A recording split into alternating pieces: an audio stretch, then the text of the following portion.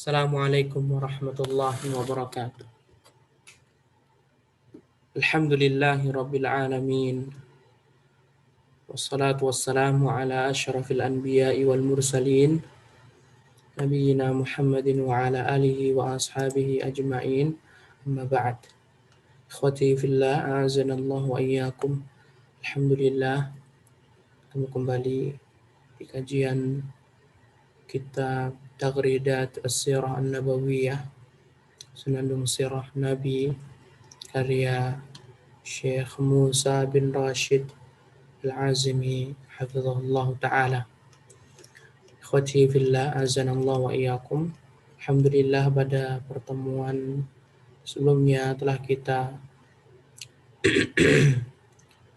kita sampaikan berkaitan tentang dakwah Rasulullah sallallahu alaihi wasallam. Bagaimana Rasulullah sallallahu alaihi wasallam memulai dakwah beliau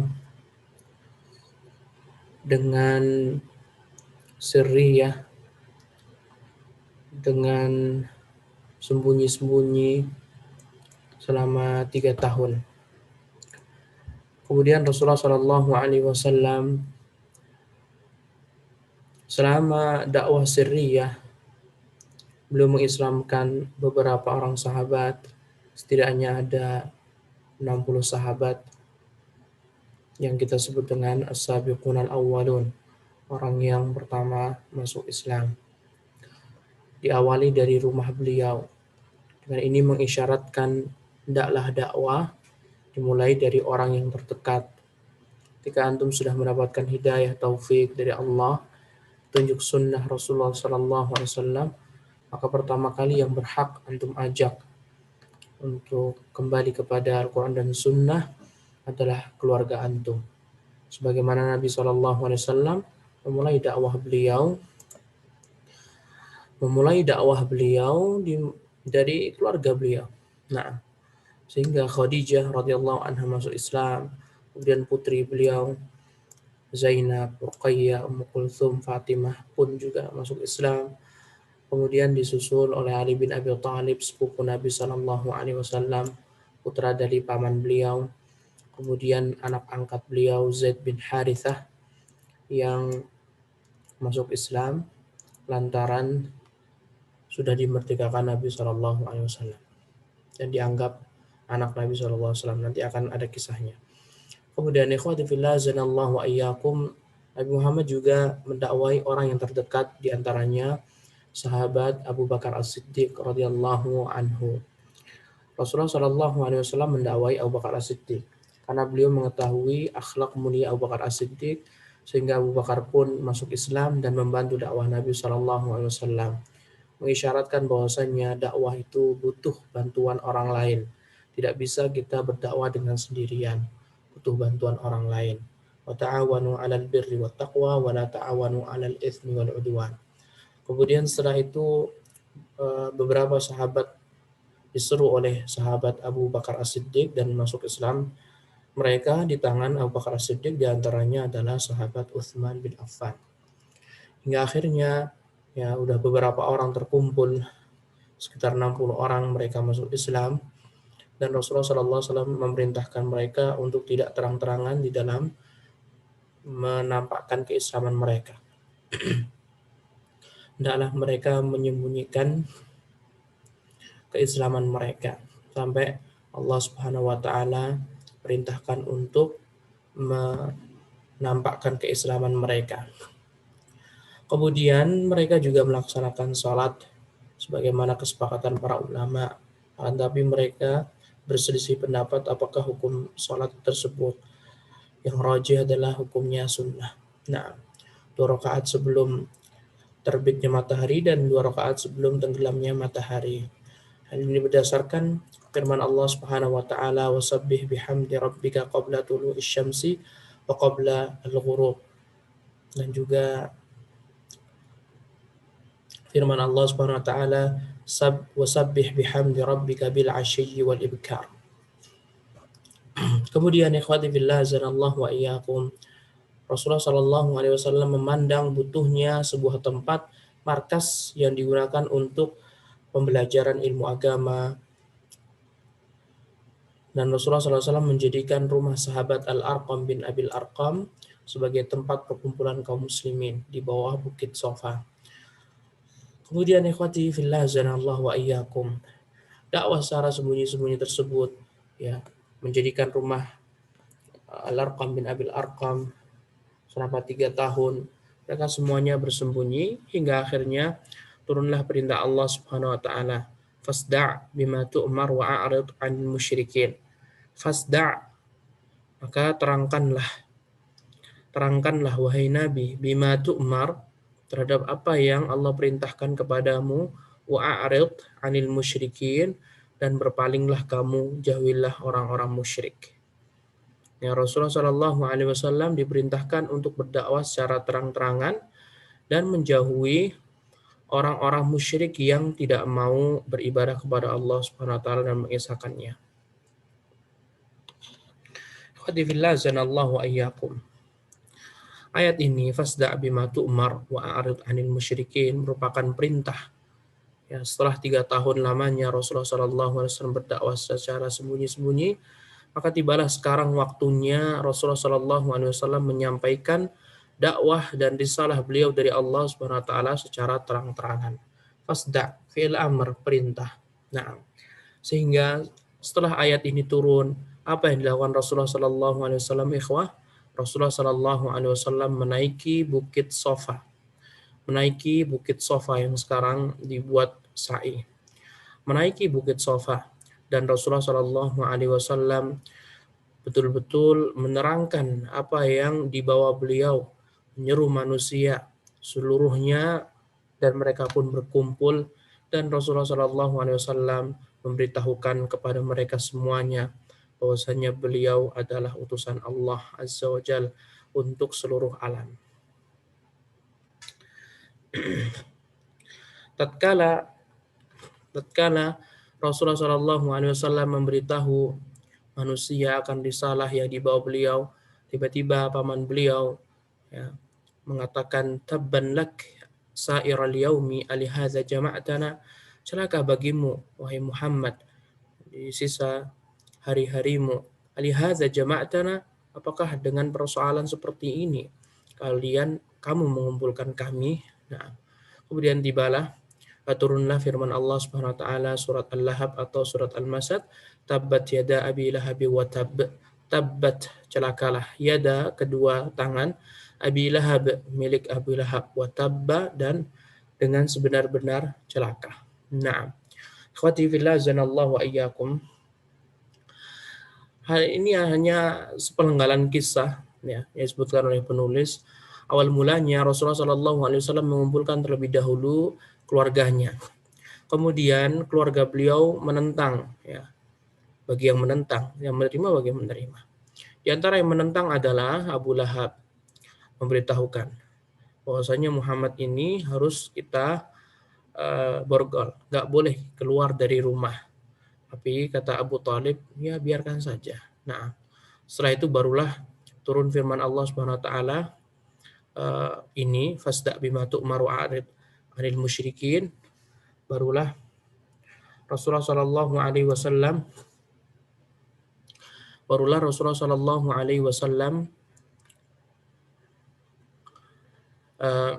mendakwai orang-orang.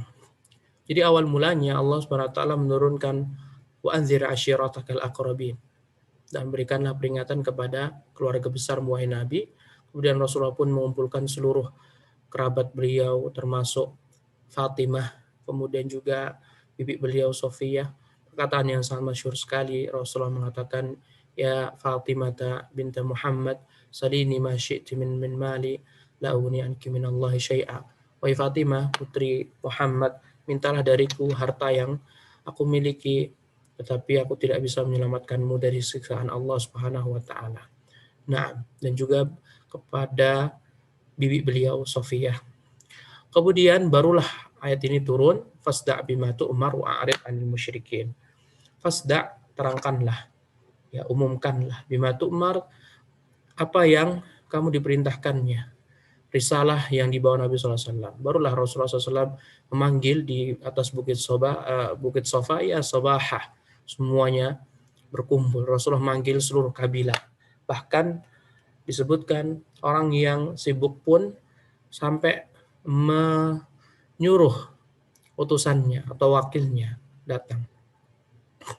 Dan Rasulullah SAW mengatakan, wahai orang-orang Quraisy, apakah aku pernah berdusta di atas kalian? Tidak pernah.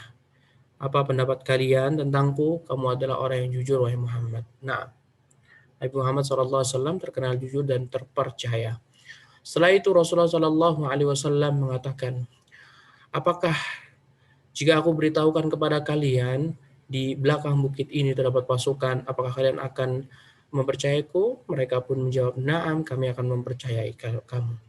Kemudian Rasulullah SAW mengatakan, ketahuilah wahai ma'syar Quraisy, sesungguhnya aku adalah utusan Allah untuk seluruh alam. Maka berimanlah kepadaku, berimanlah kepada Allah dan taatilah aku. Seketika itu Abu Lahab langsung mengatakan, tabban lak, alihadza jama'tana, celaka engkau wahai Muhammad. Padahal Muhammad adalah keponakan Abu Lahab. Padahal Nabi Muhammad SAW ketika masih kecil disusui oleh Thuwaibah, yang mana Thuwaibah ini merupakan mantan budaknya Abu Lahab. Sehingga Abu Lahab memiliki peran untuk Nabi SAW. Tapi lihatlah apa yang dilakukan Nabi SAW tetap. Sehingga di dalam berdakwah tidak ada yang muhabah. Tidak boleh kita dalam berdakwah kita tidak boleh mencari hati musuh kita, tidak boleh. Nah, sehingga ketika ada kemungkaran mau tidak mau juga harus ditegur. Jika antum memasuki sebuah organisasi, kemudian organisasi tersebut melakukan kemungkaran dan antum tidak menegurnya, lantaran antum berpikir karena organisasi tersebut sudah membawa kebaikan kepada antum banyak sekali, maka ini tidak benar. Sama Rasulullah SAW, Rasulullah mengetahui kebaikan Abu Lahab, paman beliau, ya memberikan ASI melalui Thuwaibah. Nah, tapi Rasulullah SAW ya ini berbicara tentang agama Islam, berbicara tentang risalah tauhid. Rasulullah SAW tidak melupakan kebaikan Abu Lahab, tetapi kebenaran harus diungkapkan. Nah, sehingga ketika antum masuk ke sebuah organisasi tertentu dan antum melihat di sana ada kemungkaran, ada kebid'ahan, antum harus berani tegur. Tidak boleh antum terdiam saja lantaran takut, lantaran antum mengingat, kebaikannya luar biasa. Kalau antum menegur, antum bakalan di stop dananya. Maka ini tidaklah baik. Nah, tidak sesuai dengan petunjuk Nabi SAW. Kemudian ikhwati fillah azanallahu wa iyyakum, setelah itu barulah Allah turunkan tabat yada abil lahab wa tab. Nah, setelah itu orang-orang Quraisy pun kembali ke rumah masing-masing dan mereka membiarkan pada awal mulanya orang Quraisy membiarkan, mungkin mengira Muhammad gila, seorang gila, kemudian Muhammad ngelantur dan yang lainnya. Sampai akhirnya Nabi Muhammad pun berdakwah secara terang-terangan, tidak ada gangguan pada awalnya. Sampai akhirnya banyak orang yang masuk Islam, ya akhirnya petinggi-petinggi Quraisy pun dongkol dan marah. Sampai akhirnya orang-orang Quraisy pun berbuat hal yang keji kepada para sahabat dan kepada Nabi Muhammad SAW tentunya. Sampai awal mulanya orang-orang Quraisy sampai mengutus beberapa utusan kepada paman beliau, yaitu Abu Talib. Yang kala itu sudah 32 tahun ya, 32 tahun ya lebih berarti ya, karena ini fasda bima tu'mar 35. Nah, yang kala itu sudah 35 tahun mendidik Nabi SAW. Jadi Rasulullah SAW dibimbing oleh Abu Talib ketika umur 8 tahun, kemudian meninggal ketika Nabi umur 50 tahun. Kemudian ini kejadian dakwah terang-terangan 3 tahun, berarti 35 tahun.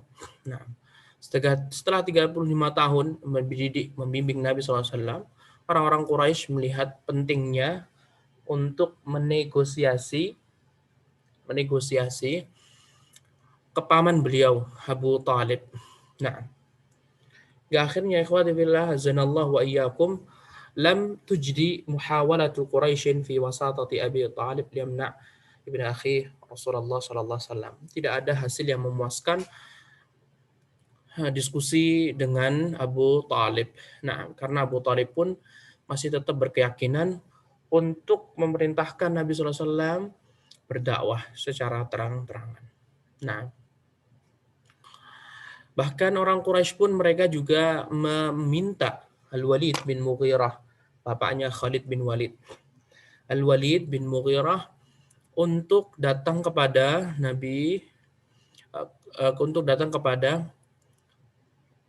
Rasulullah Shallallahu Alaihi Wasallam, memberikan beberapa tawaran, tapi Nabi Muhammad Shallallahu Alaihi Wasallam pun tidak mau menerima tawaran. Nah, di antara tawarannya Al-Walid bin Mughirah, waktu itu Al-Walid bin Mughirah termasuk orang yang paling tua karena ayahnya Ummu Salamah sudah meninggal dunia. Al-Walid bin Mughirah termasuk orang yang paling tua, lebih tua daripada Abu Jahal, lebih tua daripada Utsbah bin Rabi'ah, lebih tua daripada Umayyah bin Khalaf. Al-Walid bin Mughirah.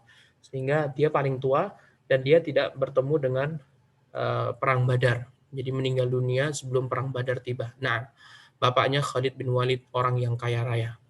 Al-Walid bin Mughirah datang kepada Nabi SAW dan memberikan tawaran, wahai Muhammad, apakah engkau menginginkan kerajaan? Kami pun akan memberikan kerajaan kepadamu. Wahai Muhammad, apakah engkau menginginkan istri? Maka kami akan memberikan kepadamu istri. Wahai Muhammad, apakah engkau menginginkan harta? Kami akan berikan harta kami kepada kamu. Tapi stop mengatakan kita di atas kesesatan. Stop mendakwahi kami. Stop. Biarkanlah kami beribadah kepada sesembahan-sesembahan kami. Tawaran itu digantikan. Tapi Rasulullah SAW tidak mau. Bahkan Rasulullah SAW membacakan ayat-ayat Al-Quran. Dari sini ikhwati fillah zanallahu wa iyyakum berfaedah. Rasulullah SAW membacakan ayat-ayat Al-Quran.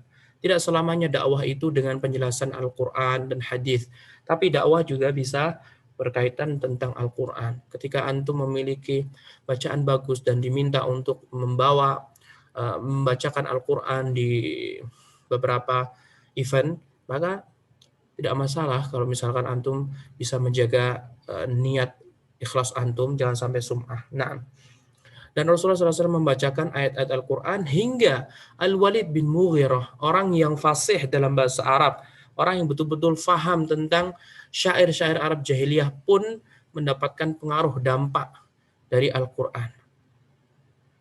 Hingga akhirnya Al-Walid bin Mughirah keluar dari rumah Nabi SAW dan kembali kepada orang-orang Quraisy dan menasihati orang-orang Quraisy untuk mengikuti Muhammad SAW.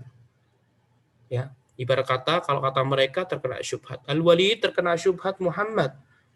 Karena Al-Walid setelah datang ke rumahnya Muhammad malah berubah pikiran. Yang awalnya mau menawarkan, malah mengajak kaum Quraisy untuk masuk Islam. Kata Al-Walid bin Mughirah, wahai orang-orang Quraisy, ikutilah Muhammad.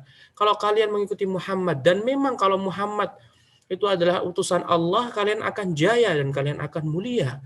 Lantaran dari kabilah kalian muncul seorang nabi dan rasul yang paling mulia. Tapi jika kalian tidak mengikuti, biarkan saja. Biarkan dia menyeru pada orang-orang Arab. Akan tetapi apa yang dilakukan orang-orang Quraisy? Tidak. Orang-orang Quraisy yang di sana ada Abu Jahal, ada Abu Sufyan, ada yang lainnya, mereka semuanya menolak saran dari Al-Walid bin Mughirah. Padahal Al-Walid bin Mughirah termasuk orang yang tua, yang dituakan. Nah, baru setelah itu, lantaran Al-Walid bin Mughirah ditolak pendapatnya, ya akhirnya Al-Walid bin Mughirah pun mensifati Nabi SAW dengan sihir. Nah, lihatlah ikhwati fillah zanallahu wa iyyakum. Dapat diambil faedah bahwasannya ketika antum sudah mendapatkan hidayah, taufik dari Allah Subhanahu wa taala, jangan sampai antum bermain-main dengan api, jangan sampai antum kembali lagi pada kesesatan. Dan pilihlah teman. Dan jangan sesekali antum mendakwahi sebelum antum betul-betul meyakininya. Contoh, ketika antum sudah mendapatkan hidayah, bahwasanya manhaj yang benar adalah manhaj salafi, akidah Ahlussunnah wal Jamaah. Antum baru mengenal.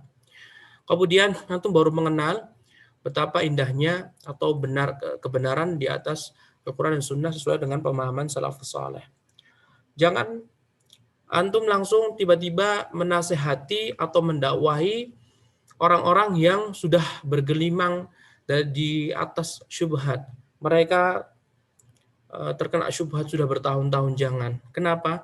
Karena bisa jadi antum akan terkontaminasi kembali. Karena hujah yang antum pegang ini belum sekuat sebelumnya.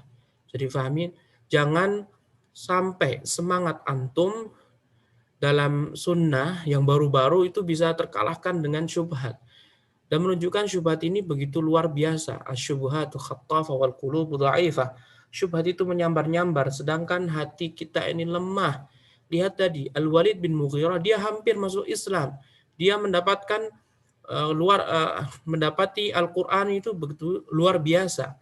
Bahkan dia mengajak kaumnya untuk mengikuti Muhammad, akan tetapi dibantah oleh kaumnya, diberi syubhat lagi. Akhirnya Al-Walid bin Mughirah pun tidak mau masuk Islam. Lihatlah, dan ujungnya dia masuk neraka. Dijamin oleh Allah Subhanahu wa taala. Bahkan Allah menurunkan dalam surat Al-Muddatsir khusus tentang Al-Walid bin Mughirah. Nah, sehingga ikhwati fillah zanallahu wa yakum itu faedah yang sangat besar sekali. Nah, ibarat kata ketika antum sudah mengenal ya kebenaran bercadar misalkan, atau misalkan tidak boleh melakukan maulid Nabi, atau tidak boleh kunut subuh misalkan, atau yang lainnya, perkara-perkara yang tidak ada contohnya dari Nabi SAW. Antum baru tahu ilmunya, belum tahu hujah-hujahnya yang begitu dalam, hingga akhirnya saking semangatnya antum mengajak kepada Al-Quran dan Sunnah, antum datang kepada kiainya, antum datang kepada ustadznya, kemudian langsung tebas. Dan ini tidak sangat disayangkan. Jangan sampai seperti itu. Ya, antum harus menghindar terlebih dahulu sampai betul-betul antum memiliki hujah yang kuat sampai antum bisa mematahkan. Kalau antum hanya bermodalkan semangat dengan misalkan cuma mengetahui Maulid Nabi hukumnya bid'ah, kemudian antum tidak mendatangi petingginya mereka yang bolehkan Maulid Nabi, antum langsung dihantam dengan syubhat-syubhat. Akhirnya antum akan dikelilingi orang syubhat-syubhat, dan akhirnya antum akan kembali lagi pada mereka. Jauhi. Kalau sudah berhijrah, tinggalkan orang-orang yang dulu sempat mengajak antum ke dalam kesesatan. Tinggalkan. Nah, ini bahayanya. Lihatlah ini Al-Walid bin Mughirah. Nah, kemudian ikhwati fillah zanallahu wa iyyakum. Allah Subhanahu wa taala menurunkan ayat-ayat khusus berkaitan tentang Al-Walid bin Mughirah, bapaknya Khalid bin Walid. Dalam surat Al-Muddatsir ayat ke-11 sampai ayat yang ke-26. Lihatlah Allah Subhanahu wa taala berfirman, antum bisa baca terjemahnya nanti. Zarni wa man khalaqtu wahida wa ja'altu lahu malan mamduda wa banina syuhuda wa mahattu lahu tamhida thumma yatma'u an azid kalla innahu kana li ayatina anida sa'urhiquhu sa'uda innahu fakkara wa qaddar faqutila kaifa qaddar thumma qutila kaifa qaddar thumma nazar thumma abasa wa basa thumma adbara wastakbar faqala in hadza illa sihrun yu'thar in hadza illa qaulul bashar sa'uslihi saqar. Ayat ini berkaitan tentang Al-Walid bin Mughirah. Ayat ini menjelaskan bahwasanya Al-Walid bin Mughirah orang yang divonis masuk neraka. Keyakinan Ahlussunnah wal Jamaah adalah boleh kita menvonis orang yang sudah divonis Al-Qur'an dan Sunnah Allah dan Rasulnya dia masuk neraka, boleh. Misalkan Abu Jahal masuk neraka sebagaimana dalam surat Al-A'la. Nah, Al-Alaq. Nah, kemudian di sini Al-Walid bin Mughirah masuk neraka. Nah, adapun orang-orang kafir yang tidak ada jaminan vonis masuk neraka, maka stop lisan kita. Ya, misalkan ada antum mungkin membaca sirah Nabi SAW. Kemudian antum berlalu kepada antum seorang nama Quraisy yang tidak terkenal sama sekali. Tiba-tiba antum ceramah dan antum menyebutkan nama orang itu dan antum melaknat dia dan antum vonis dia masuk neraka. Ini tidak boleh. Walaupun dia orang kafir, kalau selama tidak ada Al-Quran dan Sunnah yang berbicara tentang dia masuk neraka, maka stop. Dan ini akidah Ahlussunnah wal Jamaah disebutkan oleh Syekh bin Baz, Syekh Utsaimin, dan yang lainnya. Dia harus stop. Nah, tapi antum boleh mengatakan setiap orang yang kufur atau orang-orang Quraisy yang kufur kepada Nabi Allah dan Rasulnya, dia masuk neraka. Boleh. Tapi untuk perorangan tidak boleh. Nah, lagi pula mereka adalah umat yang telah berlalu. Allah Subhanahu wa taala tidak akan bertanya kepada kita tentang mereka. Nah, kemudian ikhwati fillah zanallahu wa iyyakum. Kemudian penulis menyebutkan setelah itu masuk Islamlah seorang sahabat yang buta yang bernama Abdullah bin Ummi Maktum. Nah, Abdullah bin Ummi Maktum. Abdullah bin Ummi Maktum seorang yang buta yang masuk Islam di kota Mekah. Dan Rasulullah SAW pun akan menjadikan Abdullah bin Ummi Maktum sebagai muadzin dalam sholat. Nah, dan Abdullah bin Ummi Maktum ini ya, seorang sahabat yang Allah berikan beberapa ayat turun yang berbicara tentang Abdullah bin Ummi Maktum, yaitu dalam surat Abasa. Anda bisa cek di sana ayat 1, Abasa wa tawalla an ja'ahul a'ma wa ma yudrika la'allahu yazzakka aw yadhakkaru fatanfa'u dzikra. Nah, seterusnya Abdullah bin Ummi Maktum, seorang sahabat yang sekaligus dia nanti akan berlalu, maka antum harus ingat namanya Abdullah bin Ummi Maktum. Nanti akan banyak penyebutan beliau, di antaranya beliau orang yang diamanahi oleh Rasulullah SAW untuk menjaga kota Madinah, karena beliau adalah orang yang buta. Akhirnya Nabi SAW pun beserta para sahabat yang lainnya berperang dan menitipkan kota Madinah kepada Abdullah bin Ummi Maktum. Dan Abdullah bin Ummi Maktum juga salah satu dari 3 orang yang ditugaskan untuk mengumandangkan azan. Muadzin Nabi SAW, Abu Mahdzurah, Abdullah bin Maktum, sama Bilal bin Rabah. Nah, ketika subuh, hadis yang sangat masyhur sekali dalam puasa Ramadan, ketika Bilal bin Rabah dia mengumandangkan azan, maka makan, minumlah. Ya, ibarat kata azan pertama. Nah, kalau sudah Abdullah bin Maktum, orang yang buta, mengumandangkan azan, maka stoplah. Nah, karena Abdullah bin Maktum tugasnya azan subuh. Adapun Bilal bin Rabah tugasnya sebelum azan subuh. Nah, kemudian ikhwati fillah zanallahu wa iyyakum, penulis menyebutkan asalib Quraisy fi muharabati ad-da'wati. Nah, bagaimana orang-orang Quraisy menggencarkan, melancarkan dan mematahkan dakwah Nabi Shallallahu alaihi wasallam. Uslub-uslub yang digunakan orang-orang Quraisy, bentuk-bentuk peperangan orang-orang Quraisy untuk menghalangi dakwah Nabi Shallallahu alaihi wasallam. Apakah dengan pedang? Apakah ada hal lain selain pedang dan siksaan? Nah, ada. Hawalat Quraisyun itharata ba'dil umuri li muharabati da'wati Nabi sallallahu alaihi wasallam minha. Ya, orang Quraisy ya berusaha menyebarkan hal-hal yang negatif untuk memerangi dakwah Nabi sallallahu alaihi wasallam. Nah, di antara hal-hal yang dipakai orang-orang Quraisy adalah itharati syubhati haula al-Qur'an. Memberikan syubhat-syubhat yang berkaitan tentang Al-Qur'an. Nah, ketika Al-Qur'an dibacakan, orang-orang yang ingin mendengarkan Al-Qur'an dilontarkan syubhat oleh Abu Jahal dan teman-temannya. Mengatakan, apakah kalian percaya bahwasanya Al-Qur'an ini adalah datang dari Allah Subhanahu wa taala? Apakah kalian percaya bahwasanya Al-Quran yang dibawa Muhammad ini adalah perkataan Allah Subhanahu wa taala? Kata Abu Jahal dan yang lainnya. Tentu saja tidak. Muhammad itu seorang penyair, Muhammad seorang dukun. Pokoknya syubhat yang dilontarkan berkaitan tentang Al-Quran. Mereka mengatakan Al-Quran adalah perkataan dukun. Mereka mengatakan Al-Quran perkataan penyair. Naam, sampai Allah Subhanahu wa taala membantahnya. Innahu laqaulu rasulin karim wa ma huwa biqauli syair qalilan ma tu'minun wa la biqauli kahin qalilan ma tadhakkarun. Naam. Kemudian mu'aradatul Quran, memerangi Al-Quran. Nah, mu'aradatul Quran, berpaling dari Al-Quran, memerangi Al-Quran. Ketika dibaca Al-Quran, mereka pergi Ketika dibacaan Al-Quran, mereka menutup dengan telinga mereka, dengan tangan mereka, atau dengan pakaian mereka. Ketika dibacakan Al-Quran, mereka membuat kegaduhan. Wa idza waqala alladzina kafaru la tasma'u li hadzal qur'ani walghaw fihi la'allakum taghlibun, dan berkata orang-orang kafir yang ketika dibacakan Al-Quran, buatlah kegaduhan agar kalian memenangkan Muhammad. Ya, buatlah kegaduhan. Itulah kata mereka.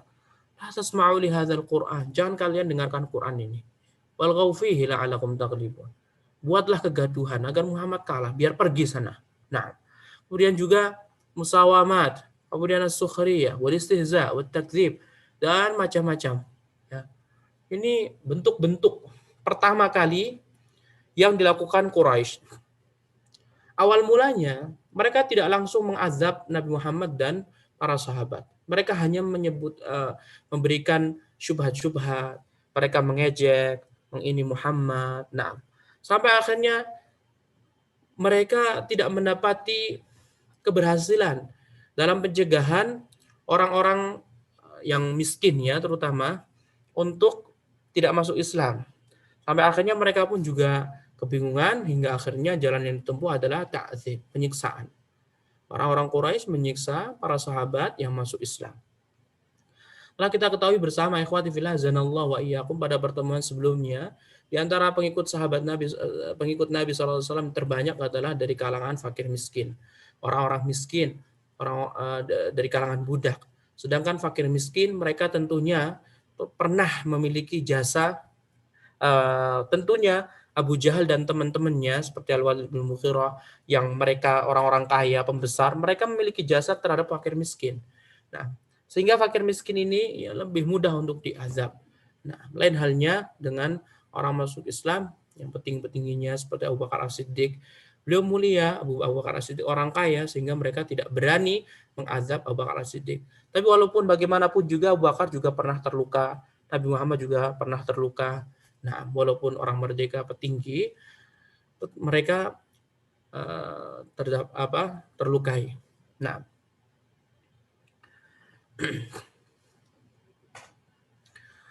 kemudian ikhwati fillah zanallahu wa iyyakum, akan tetapi azab yang digencarkan oleh orang-orang Quraisy kepada orang-orang yang berkata masuk Islam itu semuanya tidak berjalan semulus yang mereka bayangkan. Nah, beberapa sahabat mereka begitu luar biasa, masih tetap kekeh untuk memeluk agama Islam. Sebagaimana yang tahu, ya, kisah Bilal bin Rabah yang dipanaskan di bawah terik matahari, dicemeti sampai keluar darahnya, tapi tetap mengatakan ahad, ahad, yang Maha Esa, Allah Maha Esa, Allah Maha Esa. Maksudnya Allah satu, Allah yang berhak diibadahi. Sesembahan-sembahan yang diibadahi oleh tuannya Bilal bin Rabah adalah Umayyah bin Khalaf. Umayyah bin Khalaf. Nah, Umayyah bin Khalaf yang menyiksa Bilal bin Rabah. Sampai akhirnya Abu Bakar As-Siddiq pun melalui dan membebaskan Bilal bin Rabah. Nah, kemudian ikhwati fillah zanallahu wa iyyakum, para sahabat banyak yang diazab. Ya. Yang mulia seperti Rasulullah, kemudian Abu Bakar As-Siddiq, Utsman bin Affan, Sa'ad bin Abi Waqqas, mereka memiliki kedudukan tinggi di orang-orang Quraisy, nasab mereka tinggi. Mereka tetap diazab, tetapi tidak separah orang-orang fakir miskin. Nah, dan banyak, ya, hampir semua sahabat itu kena azabnya orang-orang Quraisy. Nah, dan kata penulis, asyaddu man uzziba minas sahabati 'ala al-itlaq huwa Khabbab bin al-Arat. Dan sahabat yang paling berat siksaannya dan cobaannya adalah sahabat Khabbab bin al-Arat. Kenapa demikian, ikhwah? Karena Khabbab bin al-Arat, dia adalah orang yang muslim, tapi dia tidak ada sama sekali keluarga yang mendekenginya, keluarga yang melindunginya. Tidak ada sama sekali. Bilal bin Rabah ada, kemudian Abu Bakar ada, Nabi Muhammad ada, kemudian Utsman bin Affan juga ada. Semua sahabat rata-rata yang diazab mereka masih memiliki kabilah. Nah, lain halnya dengan Khabbab bin al-Arat. Ya. Dia betul-betul diazab dan tidak ada seorang pun yang menolongnya. Ya, tidak ada seorang pun yang menolongnya. Nah, cobaan yang begitu berat sekali keislaman zaman dahulu. Ikhwati fillah zanallahu wa iyyakum, perhatikanlah. Zaman dahulu betapa sulitnya seorang mendapati keimanan, ya, ingin masuk Islam saja diazab seperti ini. Untuk sekarang Islam bisa didapat dengan sangat mudah sekali, cukup mengucapkan kalimat syahadat, meyakini konsekuensinya dan mengamalkannya. Ya. Tapi apa yang membuat kebanyakan orang tidak mau masuk Islam? Perlu diperhatikanlah. Nah, dan tentunya pahala yang didapat juga besar. Inna idzamal ajri ma'idhamil bala. Sesungguhnya pahala yang akan didapat itu tergantung dengan musibah dan cobaan yang ditimpakan. Para sahabat antum mengetahui mereka disiksa, diazab, hingga akhirnya Allah SWT memberikan pahala yang luar biasa, yang berkali-kali lipatnya. Nah, kemudian ikhwati fillah zanallahu wa iyyakum, apakah pembesar sahabat, orang-orang kaya dari kalangan para sahabat, mereka semuanya membiarkan saudaranya diazab seperti itu? Tidak, ya. Hal yang dilakukan sahabat Abu Bakar As-Siddiq, orang yang dijamin masuk surga, sahabat dekat Nabi Shallallahu Alaihi Wasallam, orang yang paling mengetahui sisi baik dalam dan luarnya Nabi Shallallahu Alaihi Wasallam, beliau sangat berjasa sekali, yang mana beliau memerdekakan budak-budak. Ya. Beliau Abu Bakar As-Siddiq, nama aslinya Abdullah bin Abi Quhafah, ayahnya Aisyah, ayahnya Asma.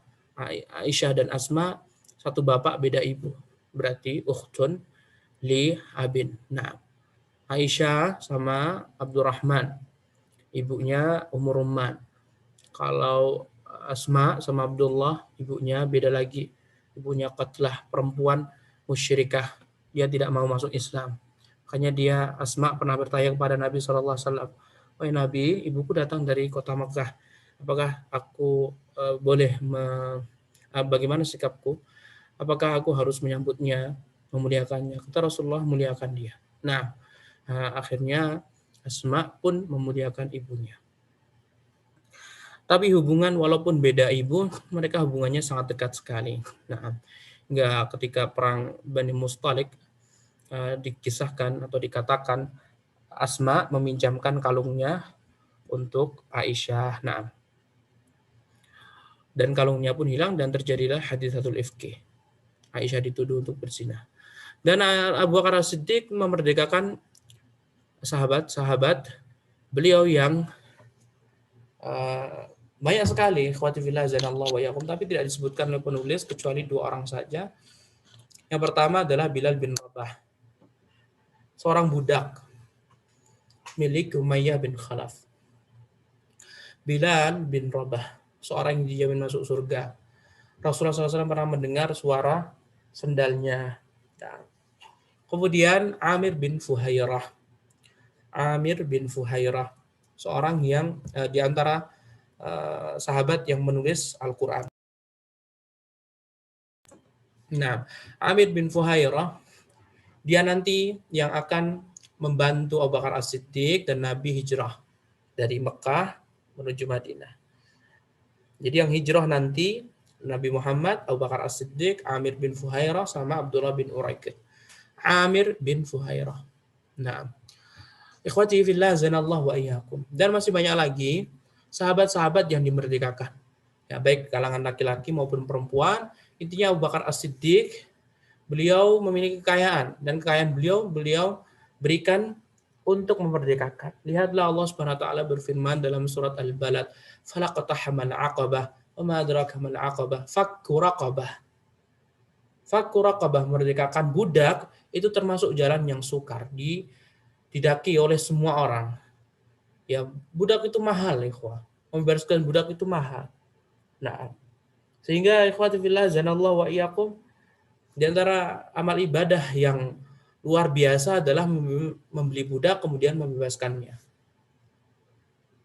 Karena Dia betul-betul membeli budak manusia yang tertawan gitu ya dari peperangan, kemudian dia beli ketuannya, baru habis itu dimerdekakan sedekah.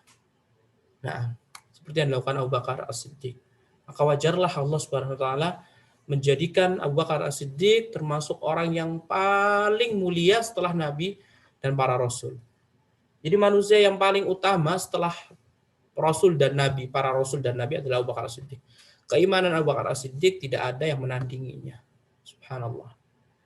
Kemudian ikhwati fillah zanallahu wa iyyakum. Orang-orang Quraisy mereka melakukan istihza. Mereka mengolok-olok Nabi, mereka mencela Nabi Shallallahu alaihi wasallam. Nah, dan penulis menyebutkan di antara orang yang mengolok-olok Nabi dengan lisannya adalah Al-Aswad bin Abdi Yaghuth dan Al-Aswad bin Al-Muttalib. Tidak terlalu terkenal. Nah, Al-Aswad. Dua-dua Al-Aswad. Dan masih banyak ya.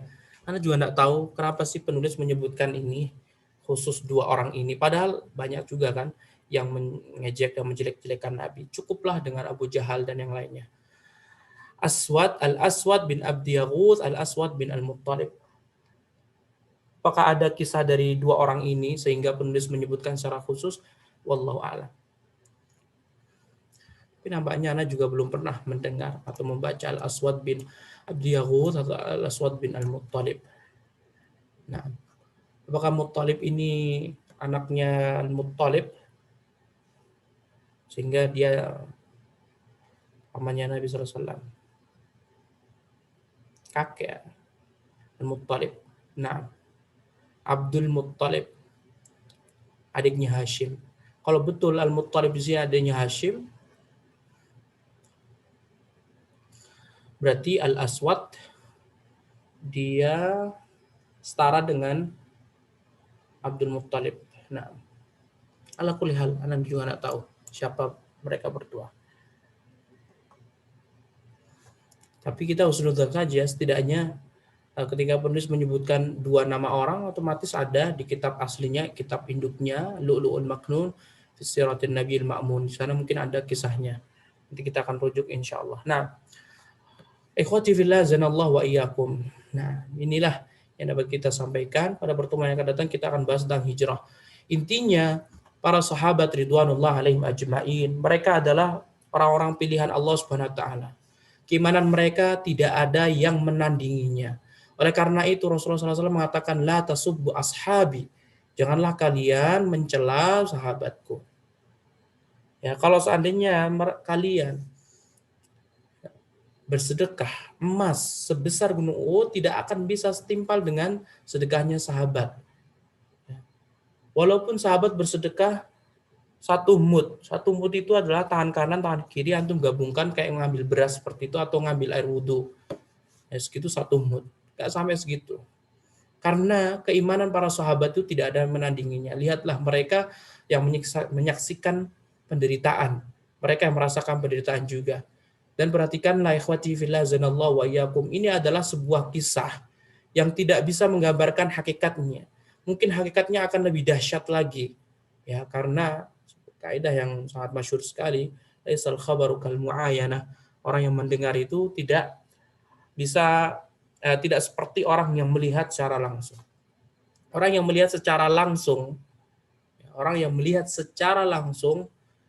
itu akan memiliki sesuatu yang lebih ketimbang orang yang cuma mendengar atau yang membaca. Kalau kita kan membaca, mungkin tidak akan sampai menyentuh ke hati kita. Apalagi buku ini adalah buku yang sangat ringkas, sehingga tidak bisa menjelaskan bagaimana mereka diazab.